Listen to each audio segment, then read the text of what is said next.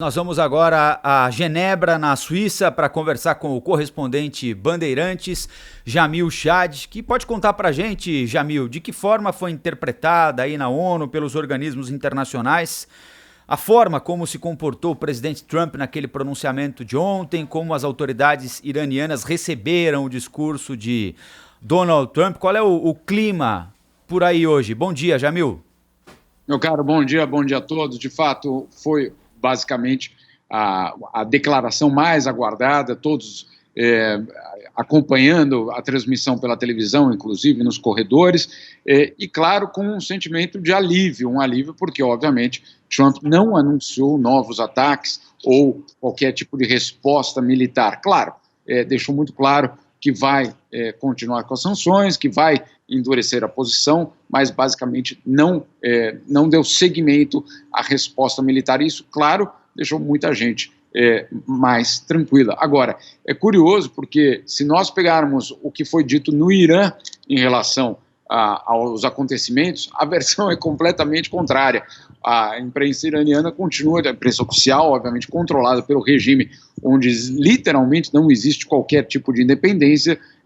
Ali a versão é de que foi uma vitória do Irã, de que o Irã atacou, de que 80 pessoas foram mortas e que as bases americanas foram destruídas. Portanto, uma versão muito diferente da versão americana, e eu diria da versão aceita, inclusive, aqui na ONU. O curioso também é que, pelo menos, a avaliação feita foi de que, se as sanções continuarem, obviamente, elas vão tocar temas ainda mais delicados e principalmente o petróleo.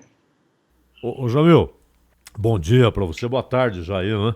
Mas o Ali Khamenei, tempos atrás, a gente falava pouco sobre isso, ele soltou um decreto lá proibindo que o Irã desenvolva armas nucleares. Aquele acordo feito pelo Obama, na verdade, era um adiamento, né?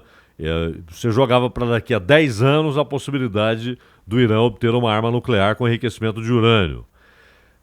É claro que esse decreto pode ser revogado. A Europa e a ONU, particularmente, como é que eles observam hoje, porque o Irã disse que está fora, que o acordo já não tem nenhum valor, como é que eles observam o programa nuclear do Irã?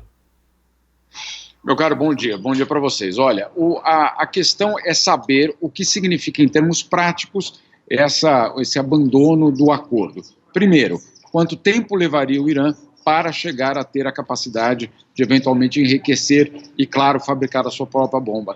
As análises aqui, elas variam muito.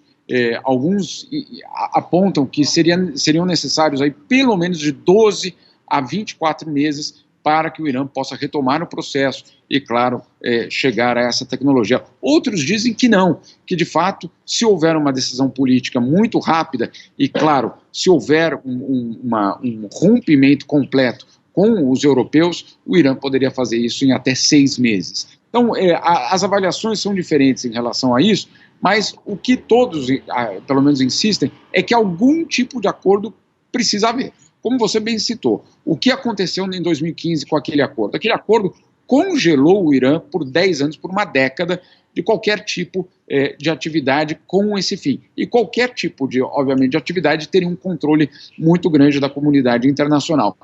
É verdade. Existia uma condição para isso. A condição era de que justamente a economia internacional fosse aberta ao Irã de uma certa forma, acabando com as sanções de uma forma progressiva.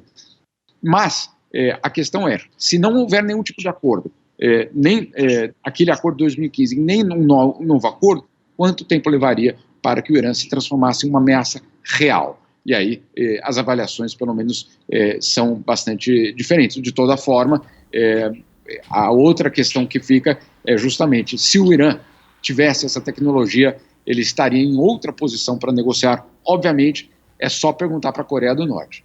Claro. Oi, Jamil, bom dia. Vamos mudar um pouquinho de assunto para falar dos nossos temas aqui. Teve desdobramento da Lava Jato na Suíça? Conta para a gente novidade. Tem multa sendo aplicada aí? Thaís, bom dia para você. De fato, a Lava Jato aqui não terminou. Pelo menos decisões aí começam a se acumular.